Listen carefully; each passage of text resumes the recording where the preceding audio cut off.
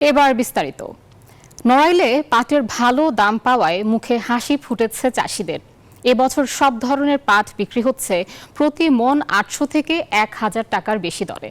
পাটের এই চলমান বাজার ধরে রাখতে কাজ করছে জেলা প্রশাসন। খায়রুল আরেফিন রানার তথ্যে ডেস্ক রিপোর্ট। পাটের দরদাম নিয়ে হাঁক ডাকে সরগরম নড়াইলের হাট বাজার। ভ্যান বোঝাই পাট নিয়ে বাজারে জড়ো হচ্ছেন কৃষক। জেলার সবচেয়ে বড় পাটের মোকাম মিঠাপুর মাইজপাড়া হাট। বেলা বাড়ার সাথে সাথে ক্রেতা বিক্রেতার সমাগমে জমজমাট হয়ে ওঠে হাটগুলো। এই বছর পাটের ভালো ফলন ও বেশি দাম পেয়ে খুশি কৃষক। ২৬০০-২৫০০ বিক্রি হচ্ছে, আর মাথায় ৩২০০ টাকা বিক্রি হচ্ছে।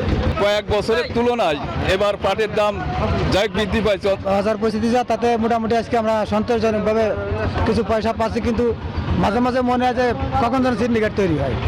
বাজার দর নিয়ন্ত্রণে সিন্ডিকেটের বিরুদ্ধে কঠোর অবস্থানে রয়েছে জেলা প্রশাসন। সংশ্লিষ্ট যারা আছেন তাদের সাথে কথা বলেছি। আমি গত উন্নয়ন সমন্বয় কমিটির সভায় ওই বিষয়ে আমি কথা বলেছি। সেখানে আমাদের কৃষি অফিসার, বাজার কর্মকর্তা সহ অন্যান্য সংশ্লিষ্ট কর্মকর্তারা উপস্থিত ছিলেন।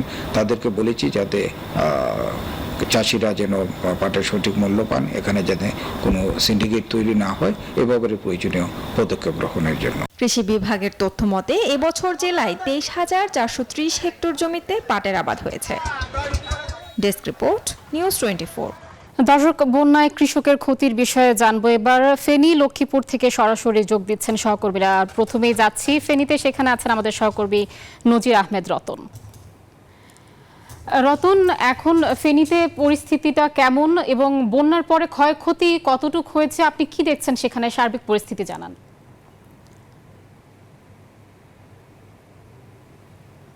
জি আশা, এবার স্মরণকালের বন্যায় ফেনীতে ফসল ক্ষেতের কিন্তু ব্যাপক ক্ষয়ক্ষতি হয়েছে। এখন কিন্তু কৃষকরা ঘুরে দাঁড়ানোর চেষ্টা করছেন। আমি যদি বলে থাকি যে এখানে যে ক্ষয়ক্ষতির মধ্যে ফুলগাজী এবং পশুরামে সবচেয়ে বেশি ক্ষয়ক্ষতি হয়েছে, যেখানে ফসলি জমিগুলোর মধ্যে কিন্তু এখনো বালির আস্তর দেখা যাচ্ছে এবং এই বছর অনেক জমিতে কিন্তু অধিকাংশ জমিতে কিন্তু ফসল ফলাতে পারবেন না বলে কৃষকরা জানিয়েছেন। তবে এখনো যেসব জমির মধ্যে বালি কম জমেছে তারা চাষযোগ্য করার জন্য চেষ্টা করছেন এবং কৃষকরা বারবার বলছেন যে যদি সরকার থেকে তারা প্রণোদনা পায় তাহলে হয়তো তারা ঘুরে দাঁড়ানোর চেষ্টা করবেন।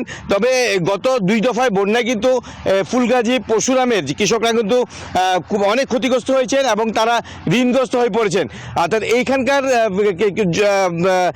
কৃষি নির্ভর যে ফুলগাজী এবং পশুরাম উপজেলা রয়েছে, তারা কৃষকদের দাবি রয়েছে যে সরকার থেকে তাদেরকে যেন প্রণোদনা দেওয়া হয় এবং সহজ কিস্তিতে যেন বিভিন্ন এনজিও সংস্থা এবং ব্যাংক থেকে যেন তাদেরকে কৃষি ঋণ দেওয়া হয়, তাহলে হয়তো তারা আবার ঘুরে দাঁড়াতে পারবেন এই বন্যার ক্ষয়ক্ষতি কাটিয়ে। ফেনীতে কিন্তু আবাদি জমি প্রায় ৮০% জমি কিন্তু ক্ষয়ক্ষতি হয়েছে এবং এখানে পাশাপাশি যে মশলার যে ক্ষেত ছিল, আদা এবং হলুদেরও ব্যাপক ক্ষয়ক্ষতি হয়েছিল। তো আবার চেষ্টা করছেন ফুলগাজী, পশুরাম সহ অন্যান্য উপজেলায় যেসব বন্যা কবলিত হয়েছে তাদের কৃষকরা, সেই কৃষকরা আবারও ঘুরে দাঁড়ানোর চেষ্টা করছেন এবং সেখান থেকে এই দাঁড়ানোর জন্য তারা সরকারের সহযোগিতা কামনা করছেন। এই ছিল আমার কাছ থেকে ফেনীর বন্যার ক্ষয়ক্ষতি সবশেষ তথ্য। আমাদের আরেকজন সহকর্মী রয়েছেন লক্ষ্মীপুরে, সেখানকার ফসলি জমির কৃষির ক্ষয়ক্ষতি জানাবেন সাইদুর রহমান পাবেল।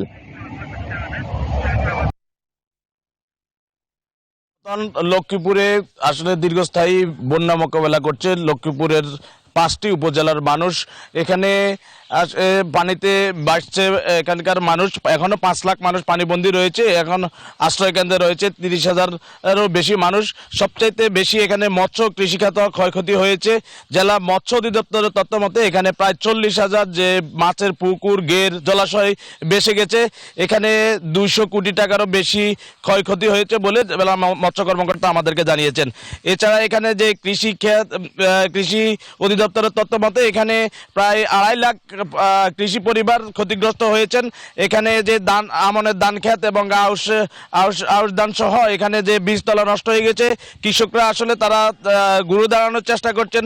তারা একাধিকবার আসলে তারা আমনের ধান চারা রোপণের কারণে আসলে সেটিও নষ্ট হয়ে যাওয়ার কারণে বিপাকে পড়েছেন। আসলে তারা এখানে সরকারি সহায়তার দাবি জানিয়েছেন। অনেকে আসলে বিপাকে রয়েছেন। তো আমরা কথা বলেছি এখানকার কৃষি সম্প্রসারণ সম্প্রসারণ অধিদপ্তরের সঙ্গে তিনি আমাকে যেমনটি জানিয়েছেন যে তাদেরকে প্রণোদনার ব্যবস্থা করেছেন সরকার। এ ছিল আমার কাছ থেকে লক্ষ্মীপুর থেকে মৎস্য কৃষি খাতের সার্বিক পরিস্থিতি। পাবেল এবং রতন, আপনাদের দুজনকে ধন্যবাদ। দর্শক, আমাদের সাথে ফেনী এবং লক্ষ্মীপুর থেকে যুক্ত ছিলেন আমাদের সহকর্মীরা। কৃষি সংবাদে নিচ্ছে একটা বিরতি, সাথেই থাকুন। স্বাগত নিউজ 24 কৃষি সংবাদে। বঙ্গোপসাগরে জেলেদের জালে ধরা পড়ছে কাঙ্ক্ষিত ইলিশ। তাই চট্টগ্রামের মৎস্য অবতরণ কেন্দ্র ফিশারি ঘাটে বেড়েছে ইলিশের সরবরাহ, দামও হাতের নাগালে। বড় সাইজের ইলিশ বাজারে বিক্রি হচ্ছে 1000 থেকে শুরু করে 2000 টাকা কেজি পর্যন্ত। তবে ছোট সাইজের ইলিশের দাম কিছুটা কমেছে। 400 থেকে 500 গ্রাম ওজনের ইলিশ বিক্রি হচ্ছে 300 থেকে 600 টাকায়। 2 মন হচ্ছে 3 মন 4 মন উপরে 5 মনের উপরে মাছ পায় না।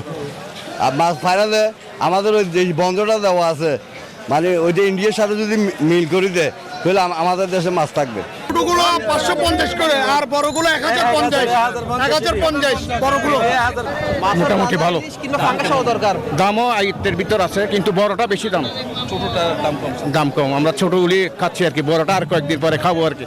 দর্শক, কৃষি সংবাদে প্রতিদিনই আপনাদের জন্য থাকছে শখের গাছ পরিচিতি। চলুন দেখে নেওয়া যাক কোন গাছ রয়েছে আজকের তালিকায়।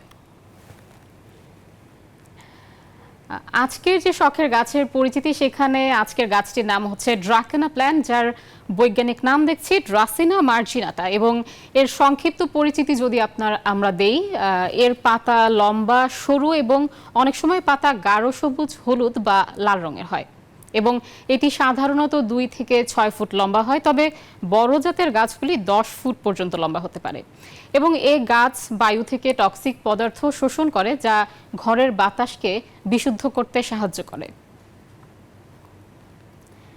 এবং এই গাছ কিভাবে লাগাবো? প্রথম শিকড়গুলি ছাঁটাই করার 1 সপ্তাহ পরে হ্যান্ডেল উপস্থিত হয়। ড্রাকেনা গাছের শিকড় সাবধানে ছড়িয়ে পাত্রে ধীরে ধীরে মাটি দিয়ে ঢেকে দিতে হবে এবং গাছের মূলের চারপাশে মাটি আলগাভাবে দিব, যেন শিকড় সহজে ছড়িয়ে যেতে না পারে। এবং এই গাছের যত্ন আমরা কিভাবে নিব সে ব্যাপারে যদি একটু দেখি, মাটি শুকিয়ে গেলে পানি দিব, তবে অতিরিক্ত পানি দেওয়া যাবে না। কম আলোতে সহজেই বৃদ্ধি পায়, তাই পরোক্ষ আলোতে রাখবো এবং প্রতি মাসে 1 থেকে 2 বার তরল সার ব্যবহার করতে হবে। এবং এই গাছ কোথায় পাওয়া যায়? এই গাছ হচ্ছে নার্সারি, বড় সুপারমার্কেট এবং বাগান কেন্দ্রতে পাওয়া যায়। এবং এই গাছটা যাদের গাছের ব্যাপারে অভিজ্ঞতা নেই, যারা নতুন করে গাছ লাগাতে চাচ্ছেন, তারা খুব সহজে এই গাছটি লাগাতে পারেন, কারণ হচ্ছে এই গাছ খুবই সহজলভ্য এবং এটার চর্চা করাও সহজ। এবং দর্শক, আমরা দেখছিলাম আজকের শখের গাছের পরিচিতি। দর্শক, কৃষি সংবাদের এই পর্যায়ে নিচ্ছি আরেকটা বিরতি, সঙ্গেই থাকুন। স্বাগত আরেকবার নিউজ 24 কৃষি সংবাদে। ধানের ফলন কম হওয়ায় খাদ্য ঘাটতি লাঘবে আমদানির উপর নির্ভরশীল আফ্রিকা। তবে চীনের হাইব্রিড ধান চাষ পদ্ধতি অনুসরণ করে উৎপাদন বাড়িয়েছে আফ্রিকার বিভিন্ন দেশ। এরই মধ্যে 10টিরও বেশি দেশে এই ধান চাষ করা হচ্ছে, ফলে বাড়ছে উৎপাদন, ফুটছে কৃষকের মুখে হাসি। সেই সঙ্গে আফ্রিকায় বৃদ্ধি পেয়েছে খাদ্য নিরাপত্তা। আফ্রিকায় শিকড় গেড়েছে চীনের হাইব্রিড চাল। জল সংরক্ষণ এবং খরা প্রতিরোধী নতুন উদ্ভাবিত এই হাইব্রিড ধান ফলপ্রসূ ফলাফল অর্জন করেছে। সাম্প্রতিক বছরগুলোতে নাইজেরিয়া, কেনিয়া এবং মোজাম্বিকের মতো আফ্রিকার অনেক দেশে ধান চাষে চীনা সহযোগিতা চালু করেছে। নতুন এই ধানের জাত এবং রোপণ দক্ষতার অভাবের মতো সমস্যাগুলো মোকাবেলায় সহায়তার জন্য চীনা ধান বিজ্ঞানীরা গ্রীষ্মমণ্ডলীয় মহাদেশে পাঠিয়েছে। চীনের প্রযুক্তিগত এবং পণ্যের সুবিধা স্থানীয় কৃষকদের তাদের আয় বাড়াতে এবং দারিদ্র্য কমাতে সাহায্য করবে বলেছেন সিচুয়ান প্রদেশের বীজ কোম্পানির আন্তর্জাতিক বিপণন বিভাগের ব্যবস্থাপক। চীনের উদ্ভাবিত নতুন ধান জল সংরক্ষণ এবং খরা প্রতিরোধী চালটি 10টিরও বেশি আফ্রিকান দেশে প্রচার করা হয়েছে, যা আফ্রিকা মহাদেশে শূন্য ক্ষুধা অর্জনের জন্য আসার প্রস্তাব। ধান চাষে চীনের সহযোগিতায় ধীরে ধীরে ক্ষুধা নির্মূলে অনেকটা সফল হওয়ায় চীন ও আফ্রিকার মধ্যে বন্ধুত্ব ও সহযোগিতার প্রতীক হয়ে উঠেছে। চন্দ্রা, নিউজ 24। দর্শক, এই ছিল আজকের নিউজ 24 কৃষি সংবাদে। আরও সংবাদ ও বিশ্লেষণ জানতে ভিজিট করুন news24bd.tv। ধন্যবাদ।